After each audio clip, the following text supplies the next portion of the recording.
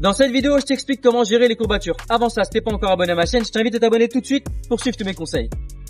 Les courbatures, tu sais sûrement ce que c'est, ces douleurs musculaires qu'on a parfois après un entraînement intense ou bien après des exercices qu'on n'a pas trop l'habitude de faire. Donc en fait, simplement, c'est des lésions musculaires, des micro-lésions musculaires et qu'on va ressentir sous forme de douleur dès lors qu'on va utiliser les muscles qui ont des courbatures. Alors la question qu'on se pose tous, c'est est-ce qu'il faut que je continue à faire du sport ou est-ce que je dois m'arrêter pour récupérer et attendre que les courbatures disparaissent? Alors la réponse est claire, tu peux directement reprendre ton activité sportive. Certes, tes muscles vont, entre guillemets, récupérer un peu moins vite au niveau des courbatures, mais ils vont récupérer sans problème.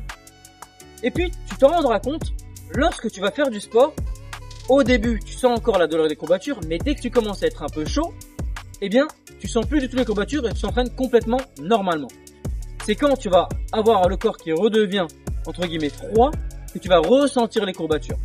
Donc, pour répondre à la question que tout le monde se pose, on peut s'entraîner sans problème. D'ailleurs, moi, je ne tiens même pas compte des courbatures, même si parfois j'ai même du mal à marcher, du mal à descendre l'escalier, du mal à faire certains mouvements à cause des courbatures. Je sais très bien qu'après mon échauffement, eh bien, mon entraînement va débuter et je vais même plus sentir ces courbatures, je vais pouvoir m'entraîner normalement. Alors, aussi, comment essayer de limiter les courbatures au maximum?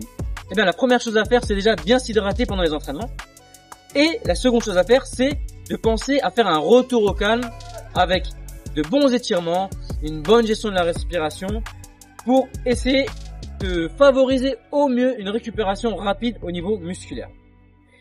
Voilà, j'espère que cette vidéo t'a plu. Si c'est le cas, mets un like, abonne-toi si c'est pas encore fait, dis-moi en commentaire ce que tu en penses, pose-moi des questions si tu en as, et je te dis à très bientôt pour la prochaine vidéo.